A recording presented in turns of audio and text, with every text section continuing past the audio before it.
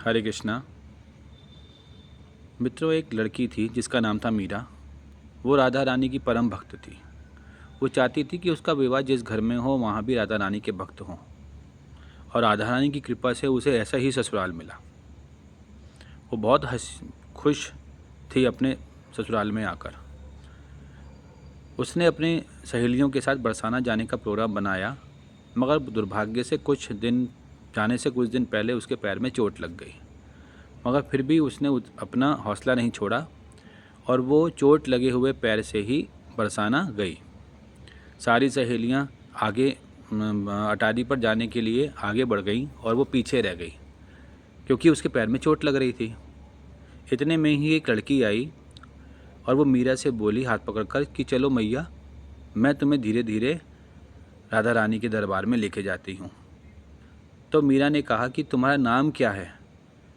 उसने कहा कि मेरा नाम लाडो है, सब मुझे प्यार से लाडो बुलाते हैं। और वो उसका हाथ पकड़कर चढ़ाई चढ़ने लगी। जब वो ऊपर पहुंच गई तो उसने कहा, लाडो ने बड़े प्यार से कहा कि मैया, मैं तुम्हें यहाँ तक लाई हूँ, मुझे कुछ दो।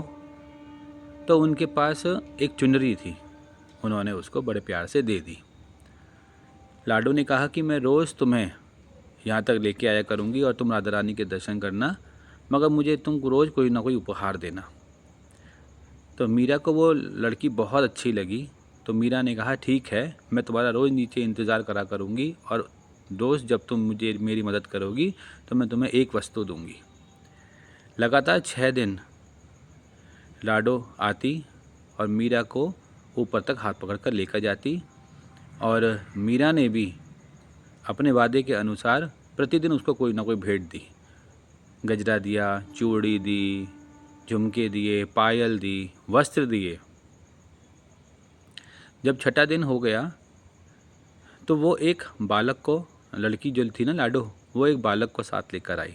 वो बालक अद्भुत सुंदर था, सांवला था। लाडो ने मीरा से उस बालक का परिचय करवाया कि ये मेरा सखा है, इसका नाम माधव है। जैसे तुम मेरे लिए रोज़ कुछ ना कुछ लाती हो ना, कल इसके लिए भी लाना। तो वो कहती है, ठीक है, मैं लेके आऊँगी। अगले दिन जब वो आती है तो वो माधव के लिए बांसुरी, पीताम्बरी वस्त्र और मोरपंख लेकर आती है। अगले दिन जब वो फिर से बरसाना के दर्शन करने के लिए, राधा रानी के दर्शन करने के लिए वहाँ पर आकर बैठती है, तो वो देखती है कि आज ना लाडो कहीं उसे नज़र नहीं आ रही, और उस दिन राधा अष्टमी का त्यौहार था। एक दिन पहले वो लाडो से कहती भी है कि इतने सारे मैंने तुझे उपहार दिए, मगर तू कभी कुछ पहनती नहीं है।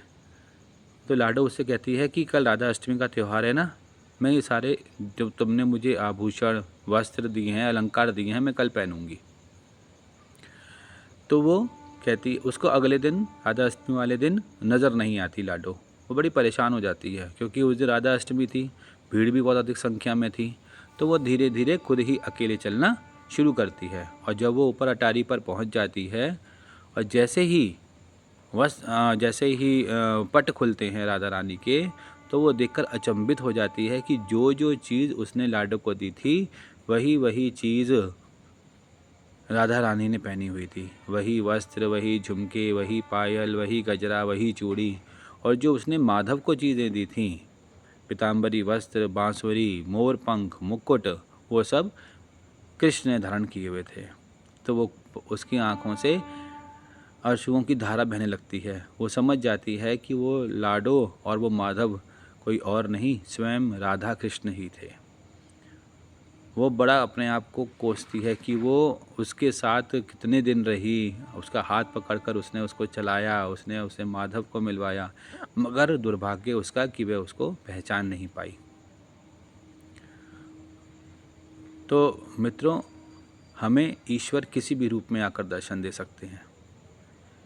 यदि हमारे मन में विश्वास है और हमारे अंदर इतना विश्वास हो जाएगा और हम इतनी भक्ति में आगे पहुंच जाएंगे, तो हो सकता है कि हम ईश्वर को पहचान सकें कि वो किस रूप में आकर हमें दर्शन दे रहे हैं। वो कहते हैं ना कि नारायण किसी भी रूप में आकर हमारी मदद करते हैं, किसी भी रूप में आकर। तो कभी किसी का अपमान ना करें, तिरस्कार ना करें, पता नहीं किस रूप में नारायण हमें दर्शन देने आ जाएं। हरे कृष्णा, दंडवत प्रणाम।